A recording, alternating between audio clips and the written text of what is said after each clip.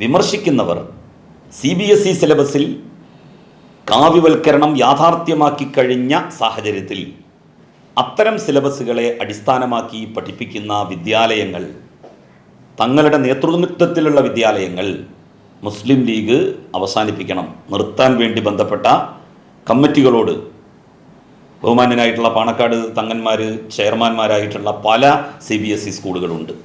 അത്തരം സ്കൂളുകളെങ്കിലും അവസാനിപ്പിച്ചതിന് ശേഷമല്ലേ സർക്കാരിനോട് ഇക്കാര്യം പറയേണ്ടത്?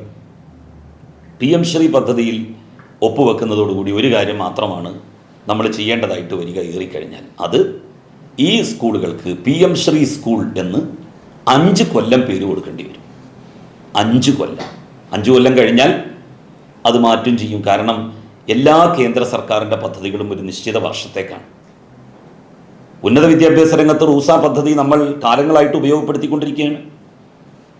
ഞാൻ ഉന്നത വിദ്യാഭ്യാസ വകുപ്പ് മന്ത്രിയായിരുന്ന സമയത്താണ് എയ്ഡഡ് കോളേജുകൾക്ക് റൂസ ഫണ്ട് നൽകിയത്. അതെല്ലാ എയ്ഡഡ് മാനേജ്മെൻറ്റുകളും പറ്റിയിട്ടുണ്ട്.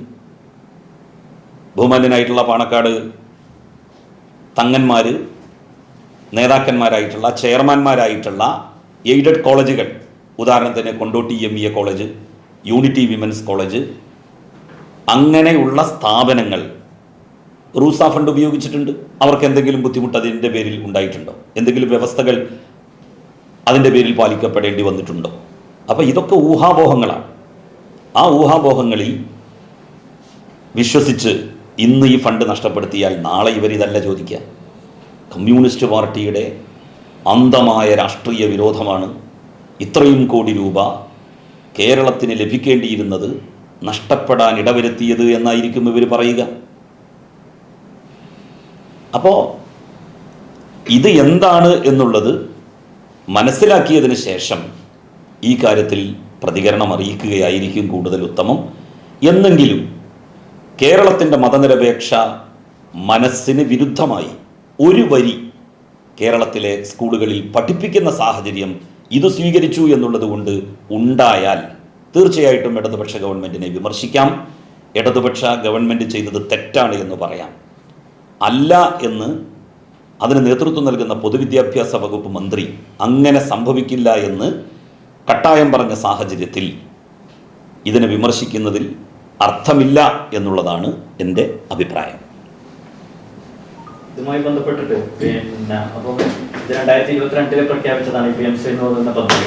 അപ്പം താങ്കൾ പറഞ്ഞ പ്രകാരമാണെങ്കിൽ അത് അന്ന് എന്തിനായിരുന്നു ഇടതുപക്ഷം ഇതിനെ എതിർത്തിരുന്നതും ഈ 3 വർഷക്കാലം നടപ്പിലാക്കാതെ ഇത്ര നീട്ടിക്കൊണ്ടുപോയതും എന്തായിരുന്നു? ഇത്രയൊക്കെ നമ്മുടെ വിദ്യാഭ്യാസത്തിനും നമ്മുടെ നാട്ടിലെ കുട്ടികൾക്കൊക്കെ ഉപകാരപ്പെടുന്ന ഇത്ര നല്ലൊരു പദ്ധതി അല്ല. നല്ലൊരു പദ്ധതി എന്നല്ല പറഞ്ഞത്. PM ശ്രീ പദ്ധതി നല്ലൊരു പദ്ധതിയല്ല. ആകെ 300 സ്കൂളുകളാണ് നമുക്ക് ഇതുകൊണ്ട് നേട്ടം കിട്ടുക. 2 കോടി രൂപയാണ് ഒരു സ്കൂളിന് കിട്ടുക. പക്ഷെ ആ 2 കോടി രൂപ 300 സ്കൂളുകൾക്ക് കിട്ടുന്നത് ഇടതുപക്ഷം രാഷ്ട്രീയ വിരോധം വെച്ച്, രാഷ്ട്രീയ അമർഷം വെച്ച് നഷ്ടപ്പെടുത്തുന്നു സംസ്ഥാനത്തിന് എന്നായിരിക്കും ഇവിടെ UDFും ലീഗും പ്രചരിപ്പിക്കുക. ആ 3 വർഷം ഇത്തരത്തിലുള്ള പ്രശ്നങ്ങൾ ഉയർന്നു വന്നു. അതിനെ സംബന്ധിച്ച് ഗഹനമായിട്ട് നമ്മളുടെ വിദ്യാഭ്യാസ വകുപ്പ് പഠിച്ചു, മനസ്സിലാക്കി, സിലബസിൽ ഒരു തരത്തിലുള്ള കോംപ്രമൈസും വരുത്താതെ ഇത് പഠിപ്പിക്കേണ്ടി. അതെ, അത് തീർച്ചയായിട്ടും മുന്നണിയിൽ അത് ചർച്ച ചെയ്യേണ്ടതാണല്ലോ. അതിപ്പോൾ നമ്മളുടെ LDFിൻ്റെ കൺവീനർ ആ കാര്യം പറഞ്ഞല്ലോ, TP രാമകൃഷ്ണൻ.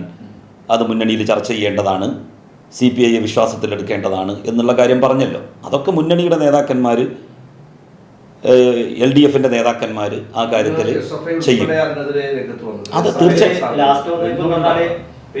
വകുപ്പ് മന്ത്രി പോലും ഇതിനെക്കുറിച്ച് അറിഞ്ഞിരുന്നല്ലോ ഒപ്പിട്ടത് എന്നാണ് പുറത്തുനിന്ന് വിവരങ്ങളൊക്കെ പറയുന്നത്. അതായത് വകുപ്പ് മന്ത്രിക്ക് പോലും ഇതിനെക്കുറിച്ച് അറിയില്ലായിരുന്നു ഒപ്പ് വെച്ചു എന്നുള്ള കാര്യം. അത്രത്തോളം രഹസ്യമായിട്ടാണ് ഇത് നടത്തിയത്. പോലും പറയുന്നത് ഒപ്പ് വെച്ചിട്ടുണ്ടെങ്കിൽ അത് അങ്ങനെ സത്യമാണെങ്കിൽ അല്ല, അതൊക്കെ വിദ്യാഭ്യാസ മന്ത്രിയും ബഹുമാനപ്പെട്ട മുഖ്യമന്ത്രി ഇനിയിപ്പോൾ ആ കാര്യത്തിൽ അഭിപ്രായം പറയുമല്ലോ. അവർ പറയാൻ വേണ്ടി പോകുന്ന ഒരു കാര്യത്തെ സംബന്ധിച്ച് ഞാൻ പറയേണ്ട കാര്യമില്ലല്ലോ.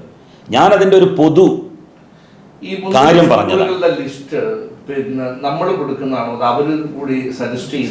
അങ്ങനെ കേന്ദ്ര ഗവൺമെൻറ് ഇതുവരെയുള്ള പദ്ധതികളിലൊന്നും തന്നെ അങ്ങനെ സജസ്റ്റ് ചെയ്തിട്ടില്ല.